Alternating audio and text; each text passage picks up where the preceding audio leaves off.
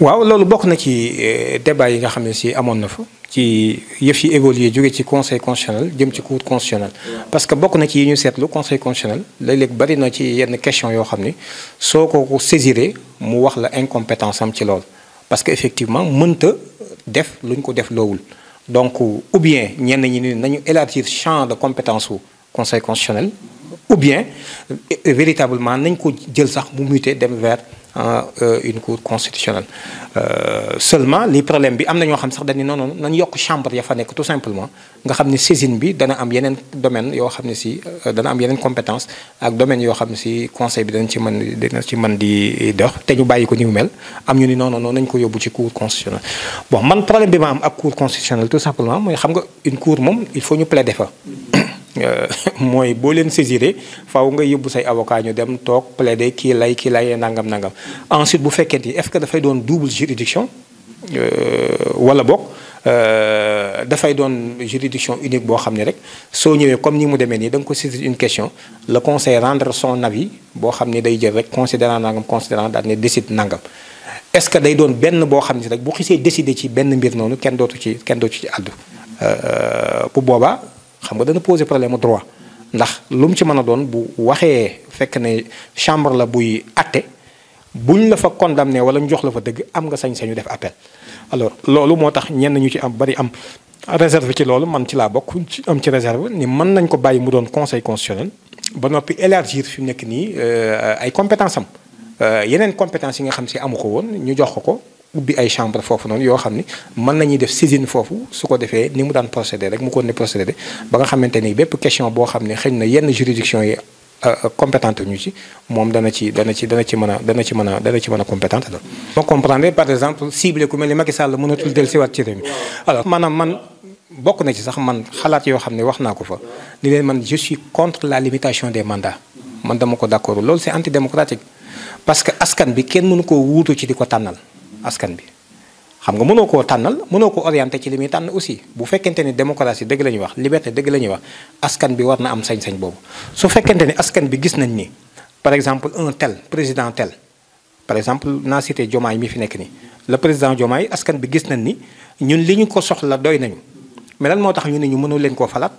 pour lan ñu bëgg ko loolu c'est antidémocratique dañ ko war a sauter kon ku war a dindi loolu waxaale wu ma la nag ku fi nekkoon président wala nangam bu bëggee dellusiwaat loolu du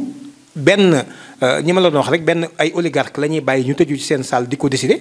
non loolu question d'appréciation la boo xam ne askan bi ñoo ko war a apprécier gis nañ fi par exemple tey jii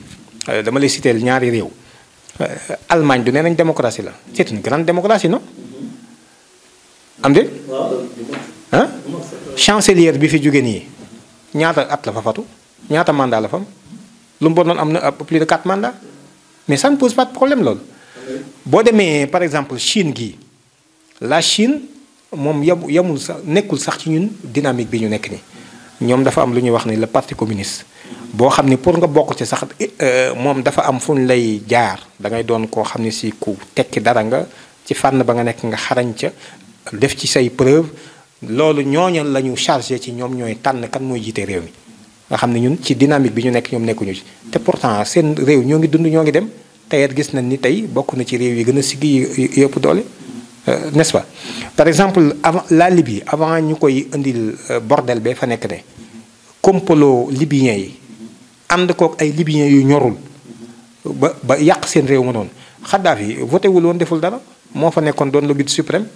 mais ca jamono yooyu man ma dëkkoon fa moo ma gënal téeméeri ñoon ma dëkk ci beneen réew mu mën a doon parce que libyens yi ñoo gën a nekk ci conditions yi gën a approprié yu gën a am solo ci dund ak dundin ci àdduna bi yëpp lan moo leen léegi nag ñu indi la benn baat rek opposé la démocratie benn baat ne la non yéen amu leen liberté ba indi la kawoo boo xam ne démocratie yow doo ci lekk doo ko naan doo ko ndékkee doo ko añee doo ko reere finalement en fait loolu moom mooy lan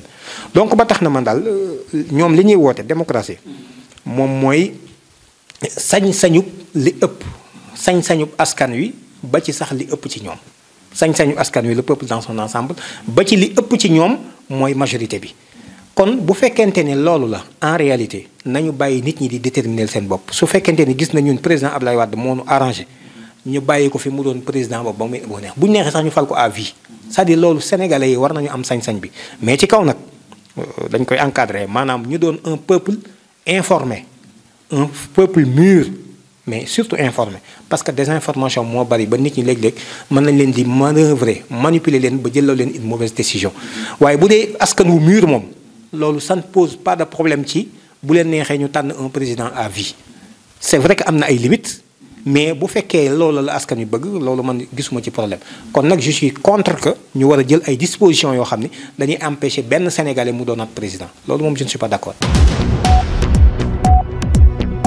Ansar TV ginnaaw bi mu leen indilee programme bu mucc ayib jëm si wàllu société politique économie religion tey jii nag mi ngi leen di proposer ay services yu am solo da ngeen amoon événement cérémonie bu mu mën a doon cérémonie religieuse màggal gàmmu cant ngeen bëgg fësal seen activité événement politique conférence wala séminaire couverture médiatique fii la fekk baax également Ansar TV defal leen diffusion bu ngeen bëggee direct wala en différé si mboolem ay plateforme digitale am Ansar TV di mettre à votre disposition jumtukaay high-tech matériel dernière génération caméraman yu xarañ image yu am qualité équipe bu dynamique gaaw leen gaaw jokkoo ak ñun 78 659 31 31 wala si 76 313 86 42 Ansar TV notre force c'est la qualité.